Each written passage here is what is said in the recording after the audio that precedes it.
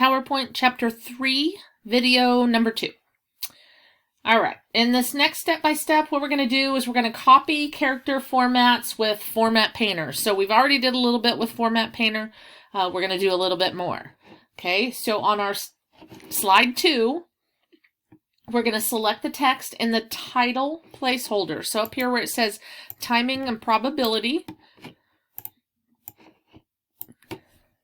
Okay, and we want to change the font color to blue accent 1, darker 25%. So blue accent 1, that's blue text 2, accent 1, and we want to do darker 25%. So there's this one down here, second from the bottom, is the darker 25%. Okay, click the bold button. So we're going to bold it. All right. And we want to click the text shadow button in the font group to apply. So we're going to do a text shadow. So what we want to do, okay, now on the PC, when you select your text, kind of like this heading right here, you will have an S up here in your font group, kind of next to your underline. And we do not have that on our Mac. So we're going to do it a little different way. So with this text selected, we're going to go over here to Shape Format. Oops, I click on it twice all the time. All right, and even though this is not word art, we can go to our word art styles, and here are our effects. We can go to shadow, and we're going to pick a shadow. I would say, let's go down here and do this offset right. And so that gives that text a shadow. So that is a way that we can do it, a workaround in the Mac compared to what we can do on a PC. And so this I'm going to be okay with. All right. Okay. With the text still selected, we want to click the Format Painter button. So we're going to go back over here to our home, and we're going to click on the Format Painter button, and we're going to click on slide 3. And we're going to click the word assessment. Okay, the formatting is painted into that word. We want to click the Format Painter button again and copy the formatting that is now applied to the word assessment, and we want to make it on critical. Okay, so this just basically showing you how you can do it. We could have done critical assessment all at once and done the same thing. Okay. All right. If you double click on the Format Painter, so if we double click, your Format Painter stays on.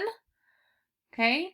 And so then we can do several things at once. So we want to click each of the remaining slides in the presentation and drag across all of the heading text. So we're going to go down here to 4, and we're going to go like that, and we're going to go to 5.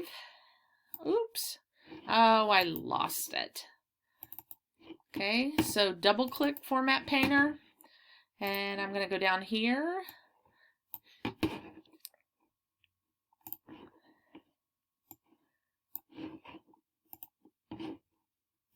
And so I'm going to get all of the headings done. And we want to, we want to do the title slide. So we're going to do the title on the title slide. Okay, only the sales pipeline. Now, what you can do now is you can either hit your escape key on your keyboard, it will turn off your Format Painter, or you can click on Format Painter again and it will turn it off. Okay, all right, let's hit save. And we are ready. Let's see, what does it say? It says presentation and then close this file.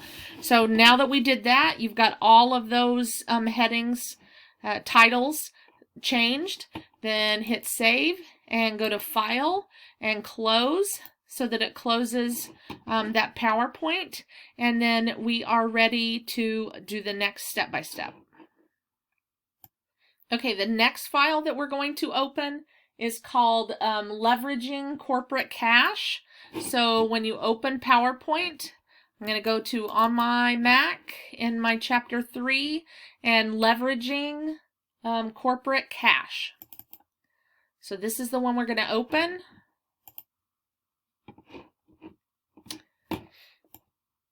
Okay, so this is what we have, and we want to save as, so we're going to go to File, Save As. It's going to go right back into Chapter 3, and we're going to do our username,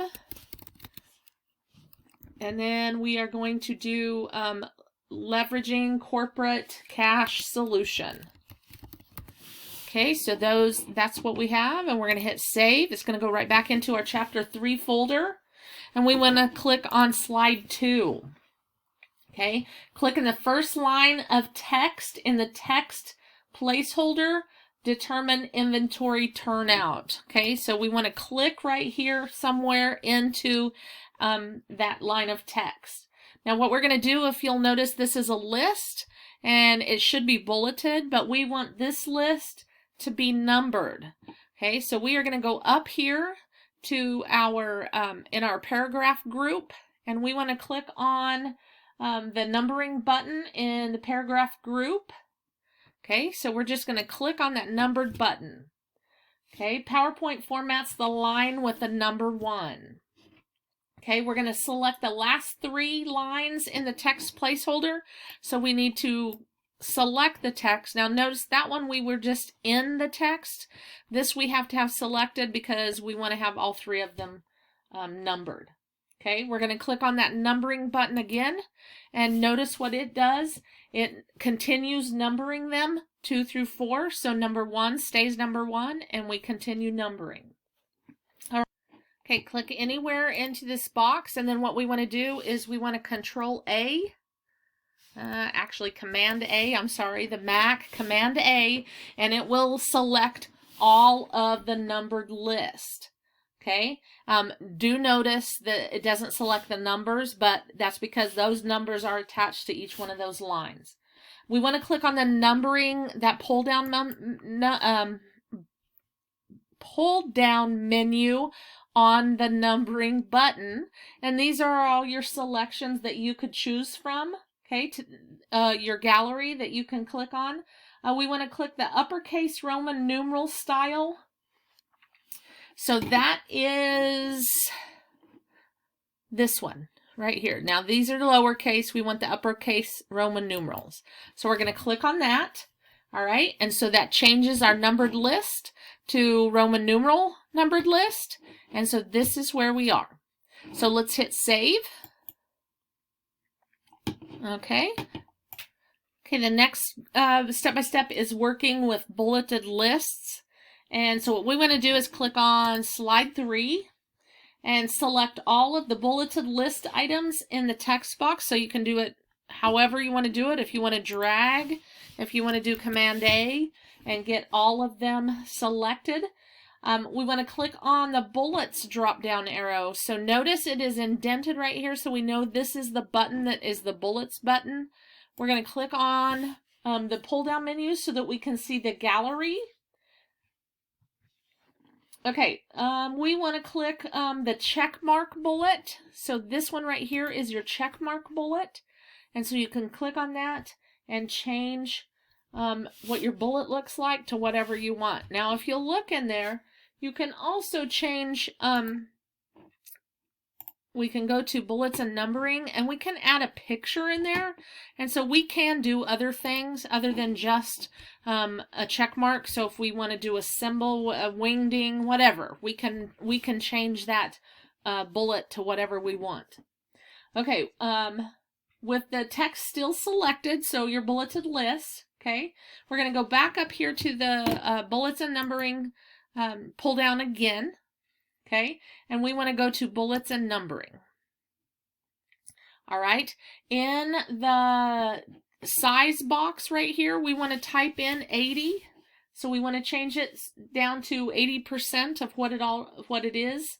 Okay, we want to click on the color, so we're going to do customize. Oh no, that's not what we wanted. I'm sorry. We're going to click right here on our color. And we want to do blue accent 1. So this one right here was blue accent 1. We're going to click on that. All right. And we're going to say okay. And so that will change our check marks or our bullets to blue accent 1. Okay. So it is now a color. Okay. We're going to hit save. And then we are going to close this file, and we will use a different file for our next video. So hit save, hit file, close,